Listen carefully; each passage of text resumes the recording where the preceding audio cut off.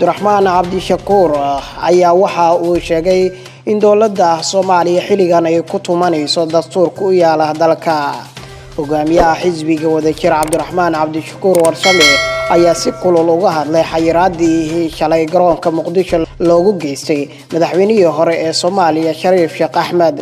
war uu soo saaray ayuu ku sheegay in ay nasiib daro ay tahay in maanta xorriyadda laga qaado Shariif oo dalka halgan dheer u soo galay in al-shabaab laga saaro. Dowladda dhexe ee Soomaaliya ayuu ku eedeeyay inay ku tumanayso dastuurka dalka u yaala, wuxuuna sheegay in madaxda maanta kaligood aysan lahayn dalka oo loo baahan yahay in ay ilaaliyaan dastuurka. waxaana sidoo kale uu cambaariyay siyaasigan xayiraadda safarka loo geystay madaxweynihii hore ee Soomaaliya mudane Shariif Sheekh Axmed.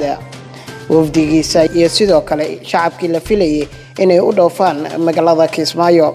Shariif waxa uu halgankiisa siyaasadeed ka soo bilowday soo deynta wiil ardaydiisa kamid ah oo xorriyadiisa laga qaaday. maanta waxay joogtaa in asiga xorriyadda socodka laga qaado, ayuu yiri siyaasigan. dastuurka Soomaaliya qodobkiisa 21 ayaa damaanad qaadaya xorriyadda socodka dowladnimo. dastuurka ayayna ku dhisan tahay ku tumashada dastuurka waa khiyaano qaran, ayuu yiri siyaasi Abdiraxmaan Cabdishakuur. madaxweyne Farmaajo iyo ra'iisul wasaare Khayre amarkooda ayaa lagu laayay shacabkii Baydhabo. tartamayaashii qaarkood xabsiga ay dhigtay, dadkii ka dhiidhinayna ay leysay, ayuu yiri siyaasi Abdiraxmaan Cabdishakuur ayaa si aad ah u dhaleecay dowladda oo warkacayo madaxweyne Maxamed Cabdilaahi Maxamed Farmaajo.